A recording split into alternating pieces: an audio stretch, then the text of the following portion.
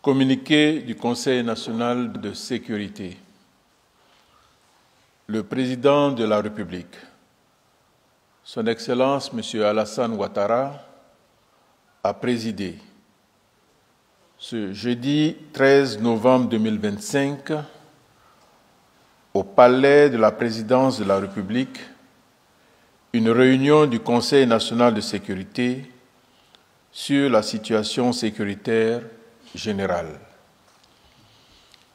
À l'entame de cette réunion, le Premier ministre, chef du gouvernement, a adressé au chef de l'État les vives félicitations des membres du Conseil national de sécurité pour sa brillante réélection à la magistrature suprême de notre pays, ainsi que leurs vœux de plein succès dans l'exercice de son nouveau mandat. Il a également réaffirmé au président de la République l'engagement total des membres du Conseil national de sécurité à continuer d'œuvrer à ses côtés pour le maintien d'un environnement sécuritaire apaisé en Côte d'Ivoire.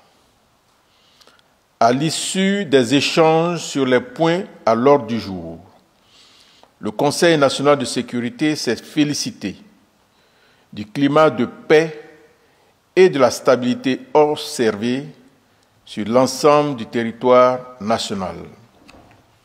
Le Conseil national de sécurité se réjouit particulièrement de la réussite, en dépit de quelques incidents enregistrés, de l'opération Espérance, dont l'objectif était de sécuriser le scrutin présidentiel du 25 octobre 2025 sur toute l'étendue du territoire national.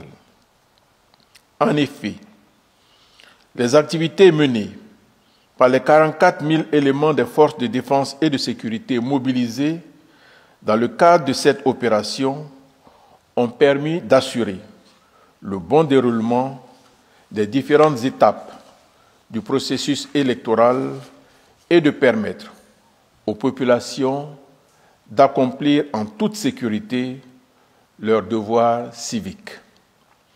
Le Conseil national de sécurité regrette cependant les incidents isolés survenus à la suite de l'appel illégal à des attroupements quotidiens sur l'ensemble du territoire national lancé par une coalition de partis politiques dénommée Front commun, composé du PPACI et du PDCI-RDA.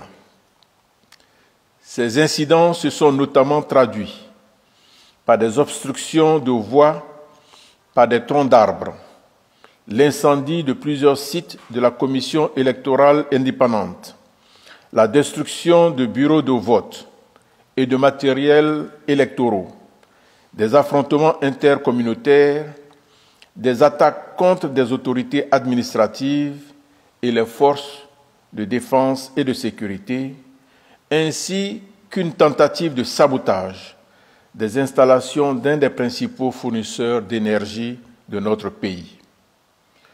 Le bilan de ces troubles fait état de 11 décès, dont celui d'un officier de la gendarmerie nationale, de 71 blessés, d'importants dégâts matériels et de 1658 interpellations.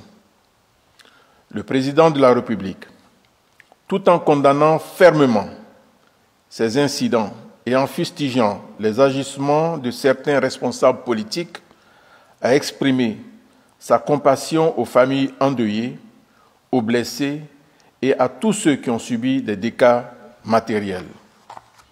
Le chef de l'État a par ailleurs instruit le ministre en charge de la Justice à l'effet de prendre toutes les dispositions nécessaires pour situer, dans les plus brefs délais, les responsabilités et accélérer les poursuites judiciaires à l'encontre des contrevenants ainsi que des commanditaires.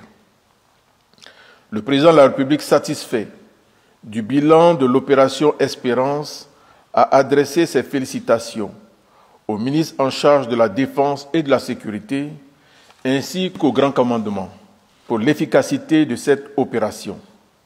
Il a, en outre, félicité les forces de défense et de sécurité pour leur professionnalisme, leur bravoure et leur réactivité sur le terrain qui ont notamment permis de circonscrire rapidement les incidents et les troubles à l'ordre public.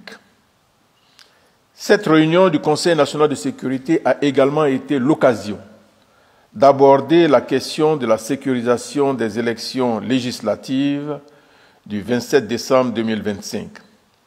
Sur ce point, le Conseil national de sécurité se félicite de la mise en place prochaine de l'opération de sécurisation de ces élections qui mobilisera, à l'instar de l'opération Espérance, 44 000 éléments des forces de défense et de sécurité sur toute l'étendue du territoire.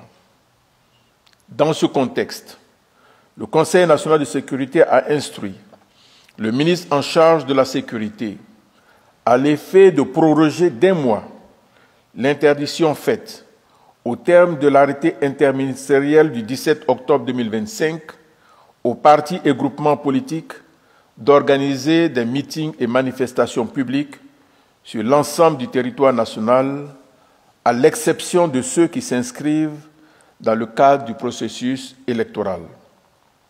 Par ailleurs, le Premier ministre ainsi que les ministres concernés ont été instruits par le Président de la République à l'effet de prendre les mesures idoines pour garantir le déroulement des élections législatives dans de bonnes conditions sécuritaires. Il a particulièrement insisté sur la sécurisation des sites sensibles. Le Conseil national de sécurité a, en outre, été informé de plusieurs flux inhabituels de réfugiés en provenance du Mali. Ces flux seraient dus à des attaques perpétrées contre les civils par des groupes armés terroristes dans plusieurs localités au sud du Mali. Au regard de cette situation, le Conseil national de sécurité a demandé à son secrétaire exécutif de prendre toutes les dispositions nécessaires en vue de l'enregistrement de ces demandeurs d'asile. Par ailleurs, le chef d'état-major général des armées a été instruit à l'effet de prendre les mesures adéquates pour renforcer la sécurité aux frontières nord de notre pays.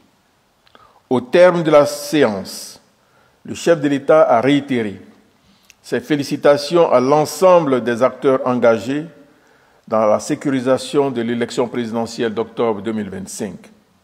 Il les a également encouragés à poursuivre leurs efforts en vue d'assurer la réussite du dispositif de sécurisation des prochaines élections législatives. Enfin, le président de la République a exhorté l'ensemble des populations vivant en Côte d'Ivoire à œuvrer pour le renforcement de la paix et de la cohésion sociale dans notre pays, en faisant particulièrement preuve de calme et de retenue en cette période électorale. Fait à Abidjan le jeudi 13 novembre 2025.